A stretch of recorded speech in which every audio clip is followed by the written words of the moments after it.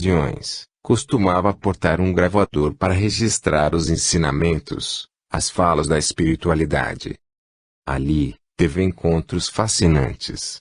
Ele me dizia que, às vezes, costumava passar horas conversando com espíritos materializados, principalmente com o preto velho Jeremias. Testava assim, na prática, o ecumenismo tantas vezes defendido por Rocha Lima, em que espíritos com várias roupagens culturais visitavam o lar de Frei Luiz, algo incomum em muitos centros espíritas. Normalmente, em qualquer casa espiritual, a sintonia de seus líderes define os tipos de seus frequentadores do astral, seja em reuniões de materialização, seja nas de incorporação. Assim, se essas lideranças rejeitam a presença de espíritos comuns em outras casas, como a dos pretos velhos, habituais em centros de umbanda traço, estes evitam se fazer presentes. Mas no lar de Frei Luiz nunca foi assim. Rocha Lima tinha suas regras próprias de conduta e disciplina, portanto, não adotava práticas ritualísticas de outras casas espirituais, como fumar charutos e bater tambores. No entanto, estava aberto a espíritos de várias roupagens culturais que aceitassem frequentar as reuniões do centro, desde que bem-intencionados, querendo ajudar no trabalho caritativo e curativo. Nesse sentido, árabes, judeus, monges budistas, hindus, padres e papas, caboclos, pretos velhos e indígenas, dentre outros, sempre frequentaram as reuniões de cura dessa casa espírita. O lar de Frei Luiz coloca assim em prática um dos maiores ensinamentos da espiritualidade, a tolerância, o saber respeitar o discurso alheio, as diferenças culturais, raciais, religiosas, sociais. É a demonstração viva de algo que, se fosse seguido por boa parte da humanidade, evitaria muitas guerras, conflitos e brigas desnecessárias. Nenhuma religião é superior à outra, todas são um caminho para que cada um, dentro de suas peculiaridades culturais, se encontre com sua realidade maior, superior. Ainda com a presença física de Ronaldo Gazzola comandando uma reunião de materialização, eu teria a grata oportunidade de testemunhar um desses encontros maiores da espiritualidade. Jamais esquecerei aquele sábado 8 de junho de 2002, pleno de ensinamentos de como estamos todos no mesmo barco, na dependência sempre uns dos outros, independentemente de nosso status social e procedência cultural. Foi mais uma sessão a colocar em relevo a necessidade de nos unirmos para alcançar um planeta mais justo e fraterno, em que as pessoas vibrem na solidariedade humana e na cura. Nos leitos, seriam tratadas 21 pessoas, humildes ou com dinheiro, anônimas ou famosas. No comando do tratamento curativo, um médico do espaço em trabalho de renovação interior, que havia sido um nazista perverso e racista, Frederick von Stein. Na retaguarda espiritual, um preto velho, um ex-escravo negro, Jeremias. Na música, o louvor à paz, à concórdia, à tolerância, ao dar antes de receber, a canção Oração de São Francisco. A ambiência externa não era das melhores. Clima de Copa do Mundo.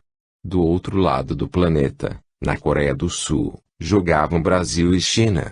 Em sua palestra prévia, na antessala da nave de materialização, Gazzola advertira sobre a importância de que mantivéssemos a concentração, em função das forças negativas que estavam em volta, devido aos fogos e à euforia de torcedores de futebol. Entramos. Logo no início, antes da prece de abertura, com as luzes vermelhas ainda acesas, vislumbramos luzes na cabine de materialização. Gazzola anunciou Frei Luiz materializado. Mal a prece começou, com Gazzola e o médico José Carlos Martins ainda orando com as mãos no quadro de Frei Luiz, surgiu Frederic, abrindo a cortina do gabinete. Passou então a tratar com luzes o peito de José Carlos. Os primeiros pacientes já tinham ido para os leitos. O médico do espaço parecia entusiasmado. Do seu aparelho curativo, Eram emitidas luzes ora em tom vermelho, ora em branco leitoso, ora em tom esverdeado. Às vezes, jorrava luz branca intermitente, vibrante. Em determinado momento, Frederick se aproximou do vidente Eduardo Fructuoso, sentado na primeira fila, e tratou sua fronte com luz branca, para em seguida jogá-la em direção aos demais presentes. O clima, porém, se transformaria quando uma mulher, numa das últimas fileiras de cadeiras, começou a passar mal. Em total descontrole emocional, respirava com dificuldade, resfolegando, e desatou a chorar. Mas, mesmo assim, a reunião continuou. Quase ao final, a espiritualidade indicou que Gazola, para continuar o tratamento do seu câncer-traço, sua mulher Helena e outros integrantes do grupo deveriam ir para os leitos. Paulo Rui Portela, um dos mais antigos colaboradores da obra, foi então chamado até a próxima entrada da cabine. Lá dentro, Jeremias materializado pediu-lhe para que todos cantassem baixinho a oração de São Francisco, enquanto Frederick atendia aos últimos pacientes. Seria importante para unificar as vibrações do ambiente e reforçar o trabalho do médico do espaço. Foi lindo. Num tom baixo, mas consistente, com muita energia, o grupo entoou uma das mais belas mensagens da história da espiritualidade humana dedicadas ao amor, à fraternidade. Senhor, fazei de mim um instrumento de vossa paz. Onde houver ódio, que eu leve o amor. Onde houver ofensa, que eu leve o perdão. Onde houver discórdia, que eu leve a união. Onde houver dúvidas, que eu leve a fé. Onde houver erros, que eu leve a verdade. Onde houver desespero, que eu leve a esperança. Onde houver tristeza, que eu leve a alegria. Onde houver trevas, que eu leve a luz. Ó, Mestre, fazei que eu procure mais. Consolar, que ser consolado. Compreender, que ser compreendido. Amar, que ser amado. Pois é dando que se recebe. É perdoando que se é perdoado. E é morrendo que se vive para a vida eterna. E no exato instante em que cantávamos onde houver trevas, que eu leve a luz, Frederick von Stein abandonou por segundos sua tarefa curativa e, aumentando a intensidade do jato branco de luz que saía do seu aparelho, passou a reger-nos, como se fosse o maestro desse raro e tocante coral. Logo depois, ao término dos trabalhos, ele se encaminhou para a cabine e, antes de atravessar a cortina, para se desmaterializar, virou-se para nós e, aplicando um jato de luz contra si, para que pudéssemos vê-lo melhor no escuro, se ajoelhou, reverenciando-nos em agradecimento ao que havíamos proporcionado. Comecei a chorar de emoção. Assim que Frederick entrou, passou a ser projetada no teto da sala a luz azul curativa de Frei Luiz, vinda do gabinete de materialização, atravessando as frestas formadas entre o seu teto e a borda superior da cortina em sua entrada. Foram ouvidos então 3 estalidos de dedos, sinal tipológico emitido pela espiritualidade para informar o encerramento da sessão.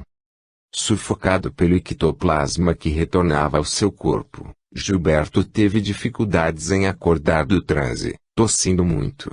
A cortina foi então aberta e pudemos assistir, novamente, à linda chuva de luz azul do arcanjo Miguel banhando o corpo do médium.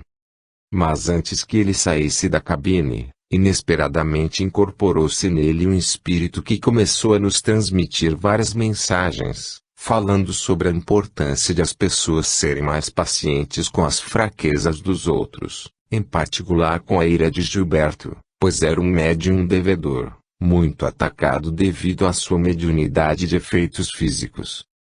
Disse também que todos ali tinham que se aperfeiçoar e que os outros entrariam no lugar do sensitivo, quando este partisse para o mundo espiritual. E que, com o tempo e o aperfeiçoamento crescente dos médiuns, chegaria o momento em que as materializações seriam realizadas à luz do sol. A manhã estava bonita, ensolarada. Enquanto desci o morro onde fica a casa das materializações, ao lado de minha mulher, ia refletindo sobre a força espiritual que se manifestara na reunião, e que tinha me levado a chorar. Na verdade, chorei de emoção e de dor. De emoção, por sentir na pele uma comunhão de pensamentos, de harmonia entre seres de luz e pessoas em torno de um objetivo maior, a cura do espírito, do nosso interior, e, por tabela, do corpo físico.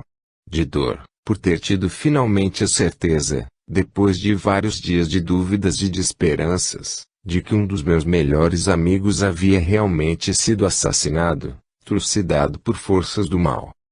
O jornalista Tim Lopes havia sido capturado num morro carioca por traficantes de drogas, no domingo anterior, enquanto produzia uma reportagem para a Rede Globo de televisão.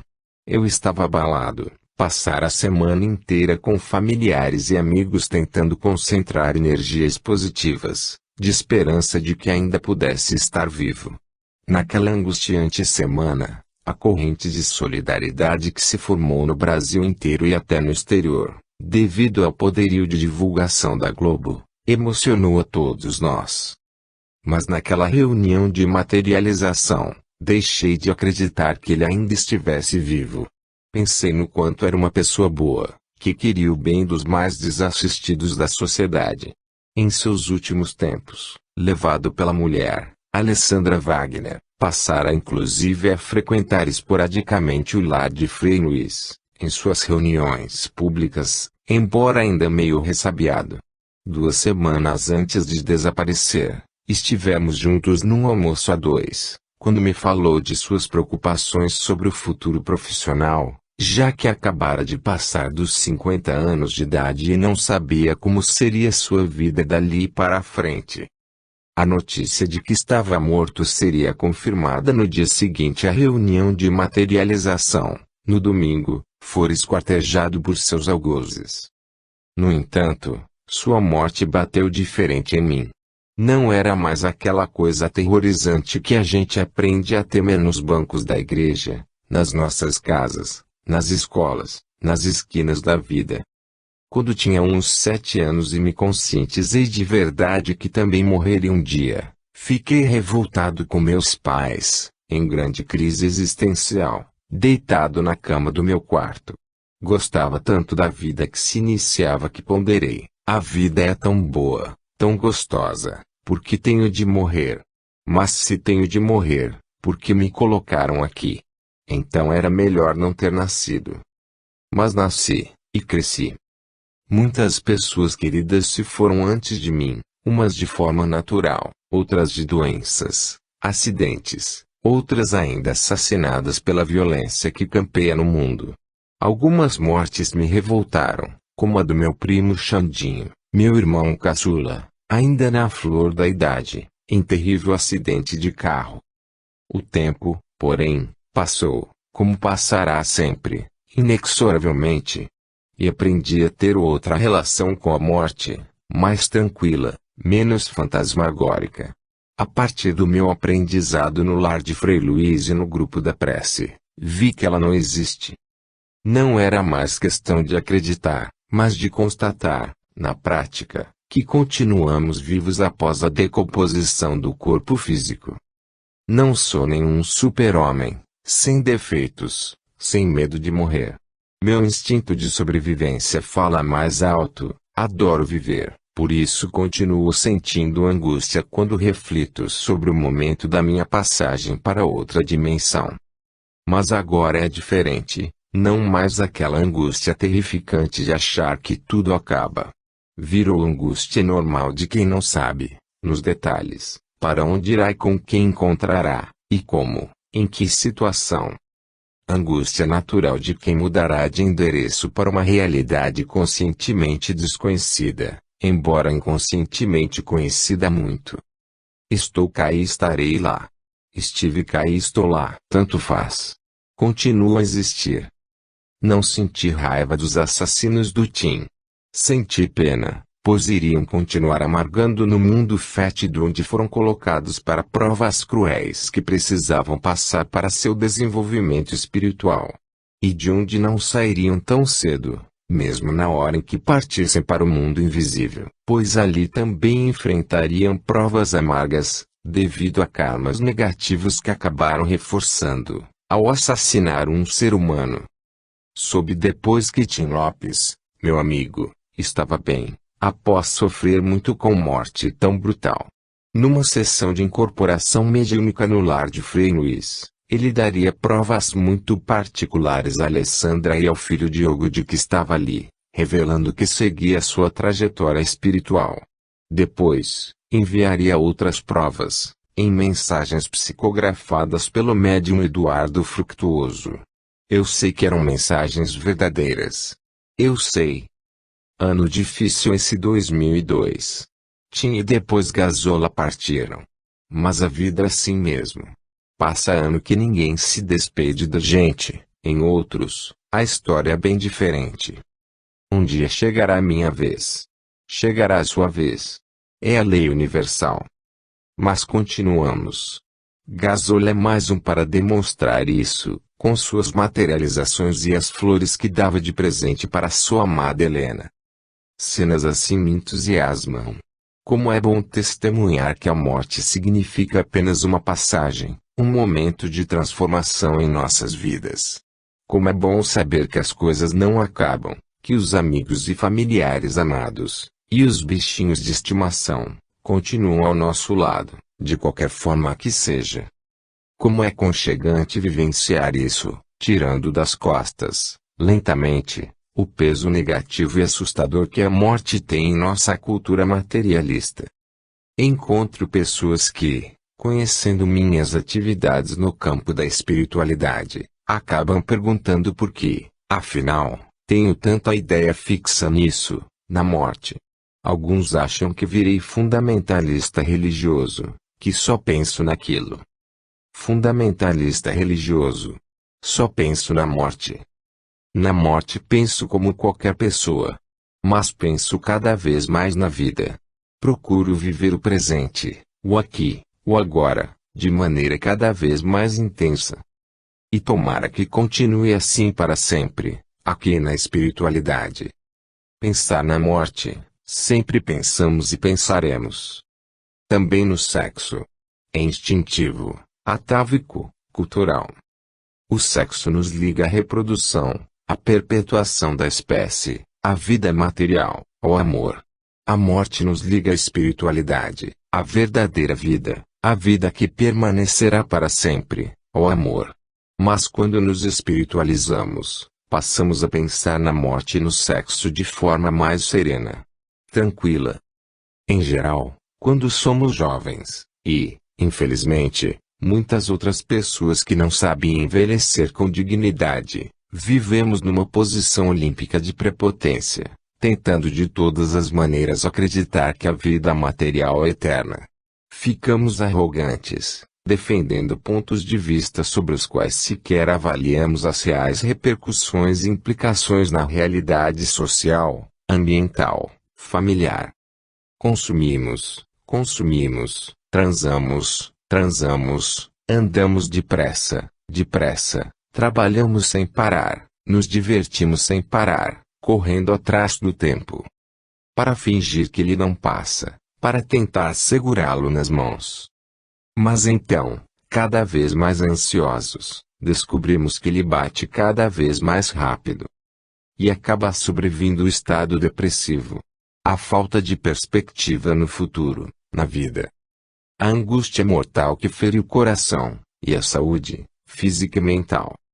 Mas se conseguimos encarar a morte de frente, mesmo quando estamos doentes ou presenciamos pessoas queridas indo embora, como minha mãe, em dezembro de 2010, acabamos passando por importantes transformações interiores, aceitando melhor a vida, com seus lados negativos e positivos, fazendo um balanço melhor e mais honesto de nossas realizações, particulares e sociais.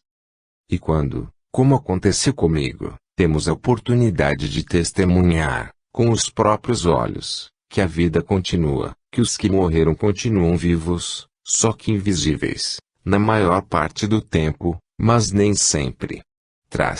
esse choque renovador pode ser mais forte ainda. A dúvida cede lugar à certeza da vida além da vida. Depois das minhas experiências no lar de Frei Luís e no grupo da prece, com espíritos materializados e outros fenômenos espirituais e o estudo que fui estimulado a empreender minha vida mudou para o melhor. Para muito melhor. Com a angústia da morte atenuada, embora não totalmente controlada o tempo passou a andar mais devagar, porque sei que ele não existe, desde que saibamos viver no presente, no aqui e agora, integrados à natureza, aos amigos, conscientes de que estamos sempre e para sempre vivos. Vivendo o presente, aqui no mundo invisível. Vivendo o presente, acumulando experiências, passadas e por vir. Fluindo na energia cósmica. Quando fico muito tempo sem ver algum amigo ou amiga, costumo brincar a me aproximar. Quem está vivo sempre aparece. Os que morrem também, só que, de vez em quando, materializados. Vida que segue. Ronier Lima